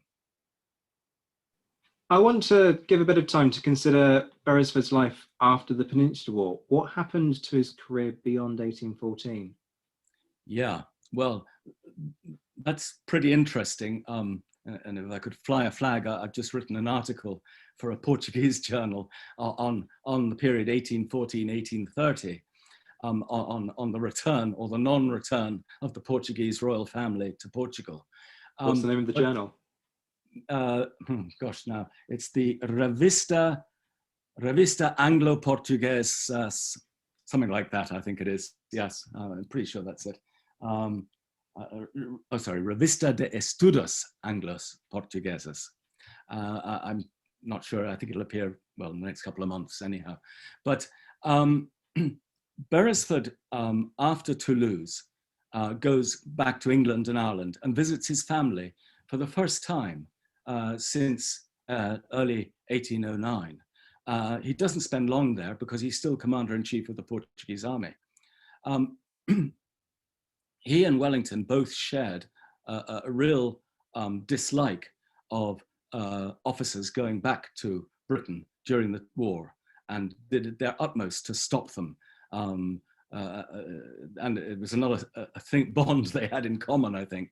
But anyhow, Beresford goes back to England, visits Ireland as well, and then sails back to Portugal in August 1814 to resume his command. And he does resume that command. He is in command of the Portuguese army until 1820. But in 1815, as we all know, one Napoleon Bonaparte leaves his vacation spot of Elba, heads back to France in the 100 Days. And virtually the first thing Wellington does, Wellington is at the Congress in Vienna at this stage. And virtually the first thing he does when he hears about this is he writes to Beresford and says, can you send me 15,000 Portuguese to the Low Countries? I need them. And Beresford is more than willing to do so. But the Portuguese regency, which no longer is threatened by French people, French armies marching into Portugal, says, oh, we can't do this. We can't do this without the direct authority of the king or of the crown. The crown, of course, is in Rio de Janeiro. Can they get instructions from Rio de Janeiro? Do they want to get instructions from Rio de Janeiro? Probably not. But in any event, it's much to Beresford's chagrin and Wellington's upset, the Portuguese are not at Waterloo. The Portuguese actually, the crown, Portuguese crown, had another strategy in mind. They themselves were trying to take advantage of Spain's weakness in South America and extend the frontiers of what is now modern day Brazil at this time. And we see we see a group, an armed corps of, I think, 15,000, nearly 15,000 Portuguese at the end of 1815 are sent out to Brazil and to help the crown there fight the Spanish in South America. Meanwhile, Portugal is more concerned about its traditional enemy, Spain, than it is about France, and particularly a potential Spanish invasion. And there are rumors that some Portuguese nobility actually want Spain back into Portugal, because remember, Spain had occupied Portugal for nearly 100 years beforehand. Beresford is really juggling the balls, and at the same time, Dom Miguel Forjaz, his old ally, is now against him. He's trying to reduce the army. He's trying to save money. He's trying to do all these things. And the Regency has now turned against Beresford, with some exceptions. And he has a real struggle on his hands. So in 1816, he heads to Brazil. And he goes to Brazil, or sorry, late 1815, he goes to Brazil. And he's there in 1816 when Queen Maria, the queen in name of Portugal, dies. She has been, as we know, incapacitated for many years. Dom João has been the regent. But this is a sign of the regard he's held in. At her funeral, the Marshal is one of the pallbearers. He is the only foreigner who is a pallbearer at the funeral of Queen Maria in Rio de Janeiro in 1816. It delays his return to Portugal. The reason he went out to Brazil was to persuade the Portuguese crown to come back. He's telling them, you're going to lose this kingdom. If you don't come back to Portugal, you're going to lose this kingdom. And he doesn't succeed. Eventually, in late 1816, with additional powers, he returns to Portugal. And in 1817, there's what's known as the Gomes Freire conspiracy, which is a suspected rebellion to overthrow the regency and to get rid of Beresford. A lot of British officers stayed on in the Portuguese army after the war. This wasn't a very popular move vis-a-vis the Portuguese at this stage. They wanted the positions themselves as much as anything else. And so Forjaz is trying to discourage the British and send them home and not paying them properly and all this sort of stuff's going on. And some of them are going home. But Beresford is there, and some of his chief lieutenants are still there. Now, Benjamin Durban, who'd been with him all the way through, as his quartermaster general, leaves in 1817, and Robert Arbuthnot, who I've mentioned earlier on in this story, leaves also in 1817. So he loses two really good, strong legs to his chair. But he's back in Portugal. The Gomes Freire conspiracy, he learns that there's this plot to overthrow, and he really wants to let it develop and find out who's behind it. But he goes to talk to people he trusts, and they say, look, you better go to the Regency with this. You've got to declare your hand now. And they do. They have the whole dawn raids, everything else. Gomes Freire, incidentally, had fought for the French during the war, is arrested along with, I think, 20 others, odd others, and they are tried, and most of them, quite a lot of them are executed. Now, Beresford actually has nothing to do with the trial and execution because his function is a military function and he doesn't have anything to do with it. In fact, he tries to arrange a comfortable life for Bernardin Freire in jail and ensure that he's fed properly, looked after, has books and comfortable bed and all the rest of it. But eventually Freire is executed. And it causes a huge upset in Portugal. And Beresford was blamed for this, somewhat unfair, in fact, very unfairly, I think. What happens, just to accelerate on, is that in 1818, after this conspiracy which has failed, things are so quiet in Portugal that Beresford actually goes to northern France and goes to the battlefield of Waterloo with friends and has a look at it and takes part in the Grand Review before the Allied armies dispersed, because you remember they were occupying France for 3 years. That ends in 1818, the November 1818, and he's part of that review and then goes back to Portugal again. In 1820, there is further difficulties. There's a revolution going on in Spain. There's Beresford cannot get the army mobilized properly, he cannot get the defenses put properly. There's a huge Spanish army in Cadiz, ostensibly going to South America, but it actually revolts, and they're very concerned that it's going to come into Portugal. He goes back off to Brazil again to try and persuade the royal family, Dom João, now King João VI, to come back to Portugal. He spends a couple of months in Brazil. He fails to get João to come back. João does give him additional powers, which makes him no longer answerable to the regency in Portugal. So sweeping powers, and he gives him money to pay the army. So money comes out of Brazil to pay the army. Beresford sails back to Lisbon, arrives back in Lisbon. Hey presto, the revolution has taken place. He's not allowed to land. And there's a radical government, a liberal government, now in control of Portugal. So he resigns his commission and goes back to England. So that's pretty well the end of his military command. Now, there were subsequent attempts, but I feel we probably haven't time to go into them today, to get him back into military command in Portugal. There were at least 3 attempts during the 1820s to get him to resume that command. But that's another story, I think. So what was his private life like then in the years after his career in Portugal? We mentioned earlier that he ends up marrying his childhood sweetheart. Yeah, well, first of all, he's in 1821 or 2, I think it is, he's made Lieutenant General of the Ordnance, and he's made Viscount Beresford in 1823. He's also made the governor of Jersey, where you remember he'd been with the 88th Regiment stationed there back in 1797-98, and that obviously takes up a bit of his time. But he's dabbling in Portuguese. He is dabbling in Portuguese politics. He's very close to Wellington. And when Wellington puts his first government in place in 1828, he makes Beresford Master General of the Ordnance, which was still, of course, a position with access to the cabinet at that time.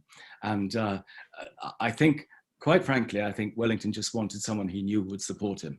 And Beresford would support him through thick and thin. And Beresford wasn't a politician. He had stood briefly and had been a member of Parliament for one of the Irish Dungarvan, which is a constituency in the south of Ireland. And in fact, his first title had been Baron Beresford of Albuera and Dungarvan. So you can see the connection there, knitting together the connection. But Beresford, I don't think, was that interested in politics per se. When Wellington's government falls in 1830, Beresford then, soon after that, marries this first cousin of his, Louisa Hope that had been, and they go and they live in Bedgebury in Kent.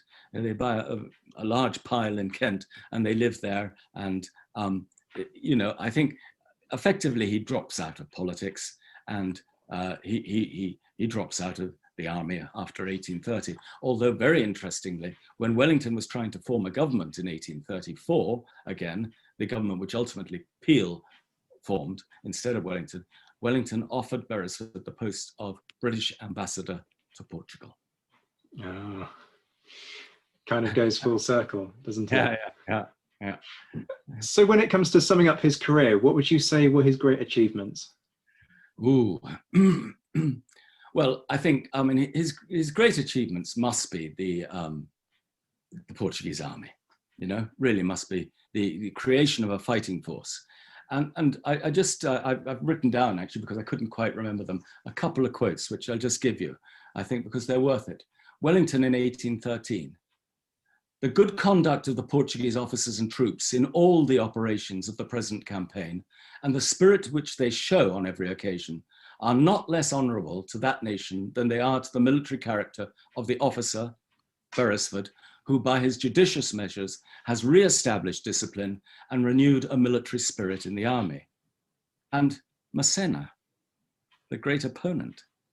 The Portuguese soldier, intelligent, austere, an unflagging walker, commanded by British officers and subjected to British discipline, were as efficient as the Anglo-Hanoverians, and in some cases better than them, because the Portuguese are often possessed of strong feelings of enthusiasm and honor.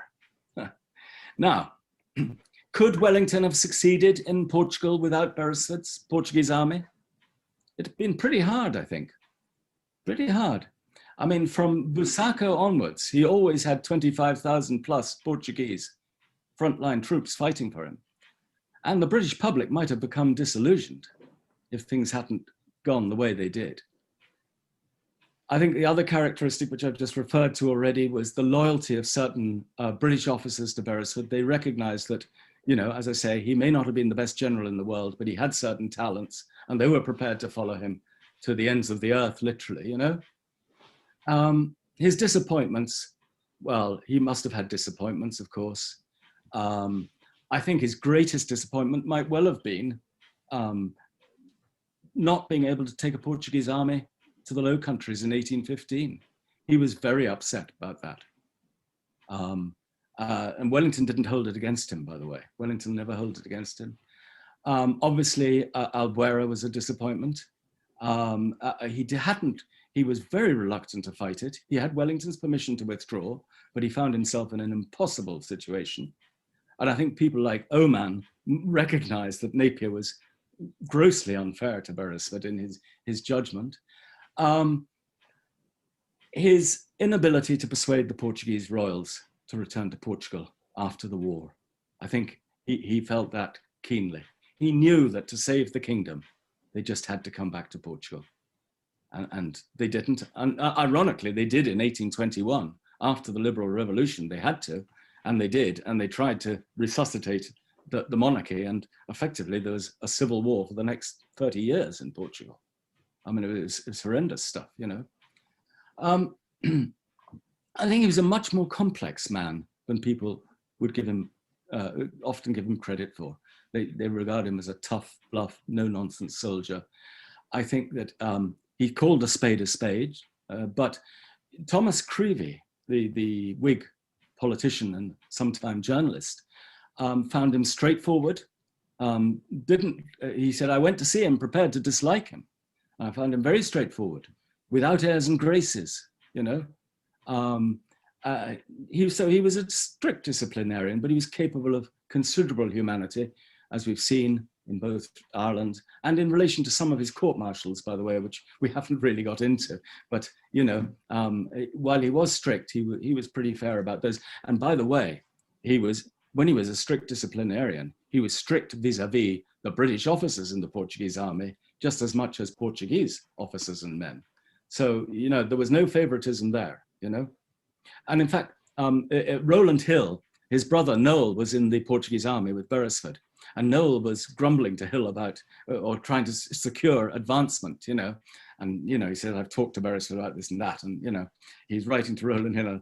And Rowland Hill says, you know, just be patient, you know. It would help if you were Irish, he says. But, you know, but then there's a lovely letter later from Rowland Hill saying, you know, Beresford has done us proud by his promotion of Noel. So there's a recognition there that, you know, despite the remark, it would be better if you were Irish, you know. So that's about it, I think, you know, unless there's anything you want to raise. Well, I guess I do, because I have to ask, and I know everyone will be interested. What are you working on now? Well, it may seem rather strange, but I started to work on romances in the Iberian Peninsula. And I've produced an article about one particular romance, which has recently been published in The Irish Sword, which is the journal of the Irish Military History Society. And so I've got sidetracked into that, but I've been working on, and I've substantially completed, a biography of Dennis Pack. So Beresford's great friend and companion through all these wars. And I've just about completed that, but like you and everybody else, I suspect, I need to get back to the archives to check a few things before I submit it to publication. And as I say, I've just done this article on Beresford and the Portuguese royal family, 1814, 1830. And and I'm, as I say, I've mentioned Jim Deary, who I know is working on the Irish in the British Army. And I'm obviously very interested in that as well. And I'm working on perhaps a more narrow focus, the Irish who end up in the Portuguese army.